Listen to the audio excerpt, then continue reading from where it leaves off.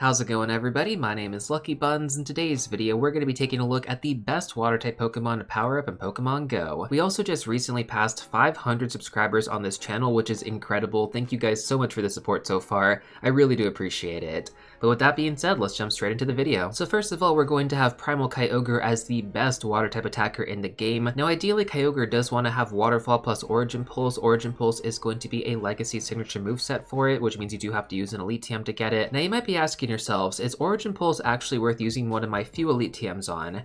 And I'm gonna say yes, but also no. You can technically get away using Surf. That's gonna be the second best moveset for it. In an ideal situation, Origin Pulse plus Surf is going to be my top recommendation. That's personally what I have been using on my Kyogre and my Shadow Kyogre, and it has not steered me wrong. Surf is a lot more spammy. Origin Pulse if you want to deal real heavy damage. Primal Kyogre is also really good for candy bonuses as well because it actually covers the typings for rainy weather, which means it's going to include water, electric, and bug type spawns. So if you have a Primal Kyogre at Mega Level 3, this is going to be one of the best Pokemon to use, not only just for a raid attacker, but also for those candy bonuses. Now since Primal Kyogre is just a temporary form of regular Kyogre, I figure we could talk about that Pokemon as well. Since Kyogre as a standalone Pokemon is still one of the top water type attackers in the game, what's actually really interesting too is that regular Kyogre is better than every other Shadow water type attacker in the game besides Shadow Kyogre, of course, which I thought was pretty interesting. So this makes it like the best Pokemon all around, Shadow form, Primal form, and regular form. So whenever this Pokemon comes into rotation, you do not want to skip it. If you've been saving your raid passes, using it on Primal Kyogre is going to be one of the best uses of them. And finally, one last thing I wanted to mention about regular Kyogre is that it also has relevance in the Open Master League, currently ranking in the top 50 right now. Next up, let's take a look at Mega Swampert, which is also going to be a really good water type attacker to have with Water Gun plus Hydro Cannon. Hydro Cannon is going to be a legacy moveset, and this is one scenario where the Elite TM actually makes a much bigger difference. Compared to Primal Kyogre, where you can get away using Surf compared to Origin Pulse, the same is not true for Mega Swampert when you compare it between Hydro Cannon and Surf. That is a massive difference on the ER scale. So yes, the Elite TM for Mega Swampert is almost required, I want to say. Like, yes, you can technically use Surf, but at that point, even options like Mega Blastoise and Mega Gyarados seem better than Mega Swampert. So Hydro Cannon is very important for Mega Swampert, and also just running this in PvP as well, which Mega Swampert, or sorry, not Mega Swampert, regular Swampert is also going to have relevance in the Open Great League in the top 100 and the Open Ultra League in the top 50. The next Pokemon is going to be Mega Blastoise with Water Gun plus Hydro Cannon. Once again, Hydro Cannon is a really important moveset to have on Mega Blastoise if you want to be running this. If you're just going to go with Hydro Pump, I would not recommend running Mega Blastoise, honestly. Now, we did just recently get Gigantamax Blastoise added into Pokemon Go about a few months ago now. We also just recently had it in rotation again about a few weeks ago. So maybe some of you guys out there have access to your Gigantamax Blastoise. Well, you can also use this as your Mega Blastoise as well. And even more so to that, you can also use the same Blastoise as your Ultra League option, which it's currently ranked in the top 40 right now for that meta. So ideally, in the best possible scenario, like to use it in all three metas, you would want to trade a Gmax Blastoise, try and get the IV spread where it's low attack, high defense, and high stamina, then power that thing up for the Ultra League, and then you can also use it as a Mega once you get the Mega Energy for it. So that would be the best possible Blastoise you guys could build. Personally speaking, since I've been playing this game for a long time, I already have a Mega Blastoise, which is my Hundo, and then I don't have a Blastoise for the Open Ultra League. I mean, technically I could use that Hundo, it's pretty close to that 2500 CP limit, but it wouldn't be nearly as good compared to a low attack IV spread version. And then for my Gmax Blastoise, I'm just going to power that up to about level 30, use that for max battles, and that's probably as far as I'm going to take it, because Kingler, in my opinion, is a little bit better. Now, as far as our final Mega Evolution, we're going to have Mega Gyarados available, which is mainly just used as a budget Water type or a budget Dark type attacker. With Aqua Tail or even with Hydro Pump, this is going to be better than Mega Blastoise without Hydro Cannon. So like I said earlier, guys, if Mega Blastoise doesn't have Hydro Cannon, then stuff like Mega Gyarados starts to look a lot better. That pretty much covers all the Mega options you guys do have right now, though, in terms of water types. Let's take a look at some of our Shadow options next. So we do want to start off here with Shadow Kyogre because that is the best option to go with aside from the Mega Evolutions currently. It is definitely up there, guys. Like, compared to Mega Swampert 2, Shadow Kyogre is like just slightly worse than a Mega Swampert. So imagine having a Primal Kyogre plus 5 Mega Swampert. That's essentially what you're going to get with a Primal Kyogre plus 5 Shadow Kyogre. The only downside here is that Shadow Kyogre has only been available from Giovanni so far. It's never been available in Shadow Legendary raids. We're probably a few years out from that actually happening, just given the current rotations right now. Given how OP this Pokemon is, it makes sense why they're kind of staggering that release a little bit longer, because it's totally going to break the water type meta once people get their hands on this in bulk. And just like I mentioned with Primal Kyogre and regular Kyogre, you can get away using Surf on your Shadow Kyogre, so you don't have to give it that Elite TM for the Origin Pulse, especially because the IV spreads are such a gamble when it comes down to Giovanni, so I'm assuming many of you guys out there may have not gotten a good IV spread on your Shadow Kyogre and you're probably like, this isn't worth powering up. And if you're thinking that, well, you gotta get that out of your head, because Shadow Kyogre, even with the worst IV spread possible, is still going to be better than every other water type attacker out there aside from Primal Kyogre. So even if your IV spread sucks, I would still take this to about level 30 or level 40. Taking a look at our next Shadow option, we're going to have Shadow Swampert, which my recommended IV spread to go for is going to be the Ultra League spread, and this is because if you actually build one for the Ultra League, it's going to get to around like level 34, level 35-ish, and then you can also use that as a water type attacker in the raid/gym meta as well. The only thing that you would have to do is alternate the fast move between Mud Shot and Water Gun, which is pretty simple. Now following that, we have a few other water type starters to go over. It's pretty interesting how most of the water types are actually starter type Pokemon, but that's because of their legacy movesets on their calm days being Hydro Cannon. Practically all the following Pokemon are going to have this. So next up we have Shadow Samurott, which is going to be relevant in the Open Ultra League as well, just like Shadow Swampert. It's not going to be as good as Swampert, to be fair, like it's going to be in like the top 200, but once again guys, you can get dual functionality out of this Pokemon too, use it for the Open Ultra League, and then also use it as a water type attacker for the raid/gym meta.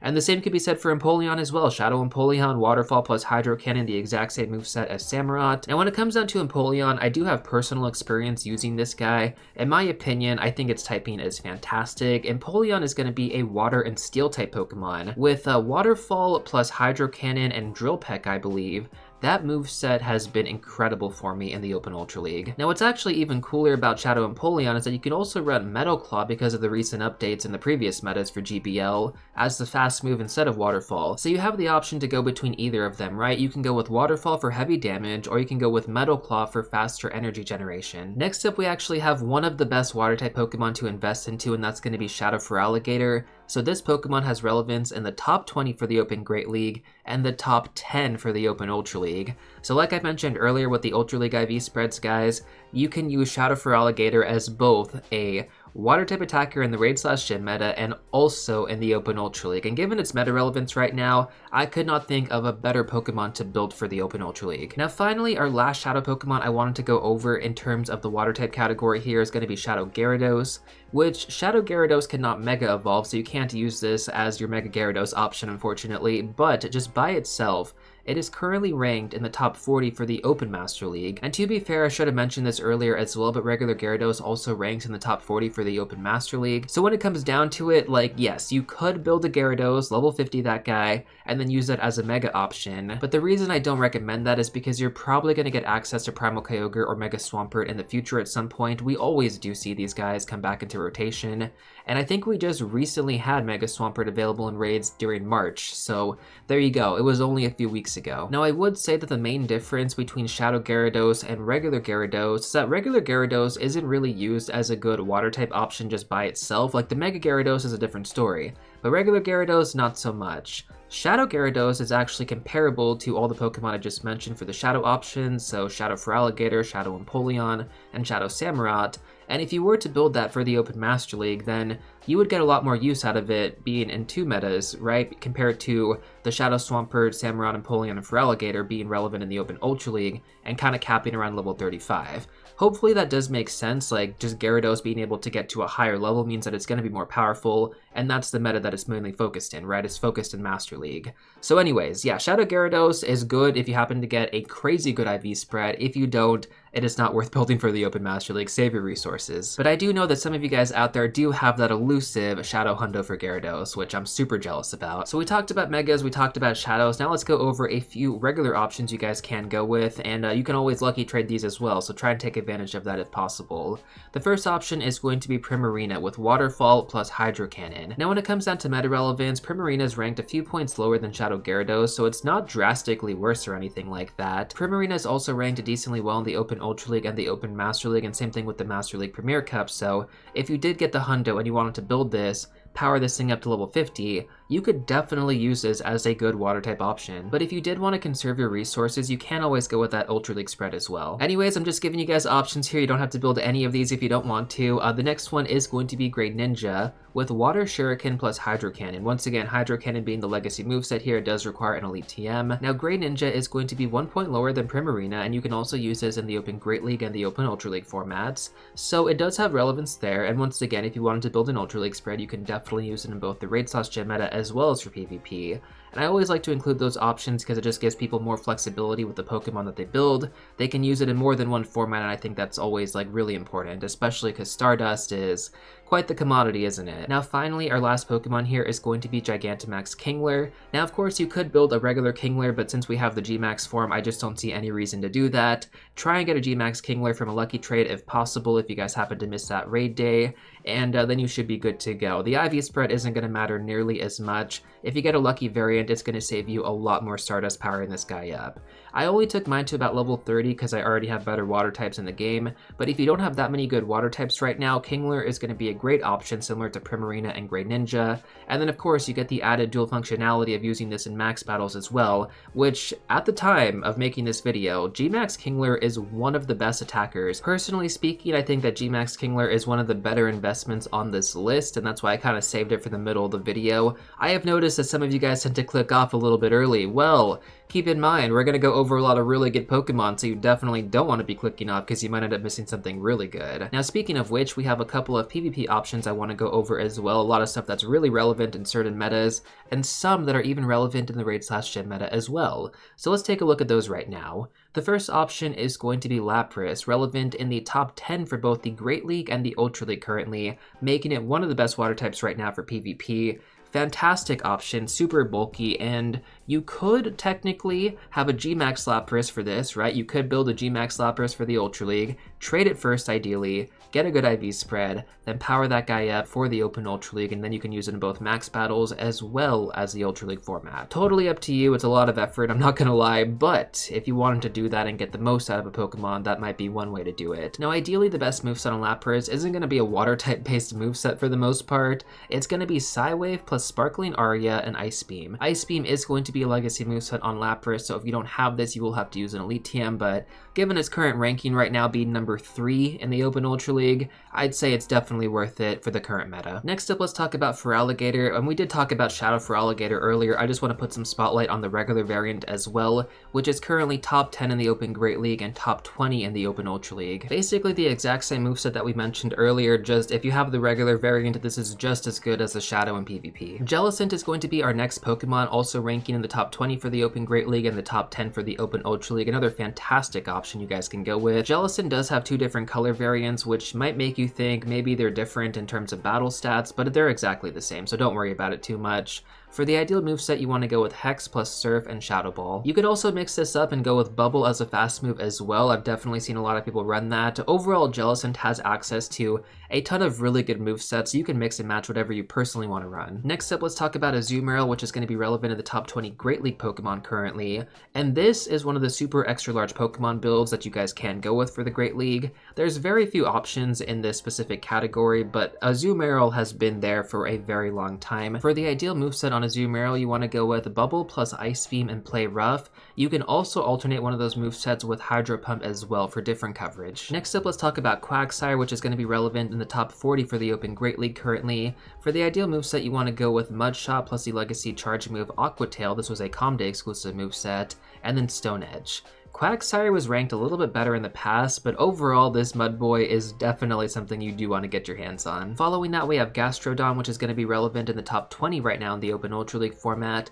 For the ideal moveset, you want to go with Mud Slap plus Body Slam and Earth Power. Gastrodon is also going to benefit from an event soon where Shellos is the featured Pokemon, so that should be upcoming in about a week or so, I want to say. Take advantage of those spawns, guys, because this Pokemon is ranked really well right now. Now, speaking of another really good Pokemon, we have Tentacruel ranking in the top 40 for the Open Ultra League. This is going to require extra large candy for this build, so keep that in mind. For the ideal moveset, you want to go with Poison Jab plus Scald and Blizzard. We have 2 more Pokemon to go over. The next one is going to be Tapu Fini, ranking in the top 50 for the Open Ultra League right now. For this Pokemon, because it is going to be a legendary option, you do want to ideally mirror trade this with somebody else to get a lower attack IV spread. then you could actually build it for the Open Ultra League. I do want to mention though that Tapu Fini is basically a more buff Azumarill because they have the exact same typing being water and fairy, so if you like Azumarill in the Open Great League, you're going to like Tapu Fini in the Open Ultra League. Now our final Pokemon that I'm going to recommend is one that is very difficult to get your hands on, and that's going to be Palkia Origin Form, which is ranking currently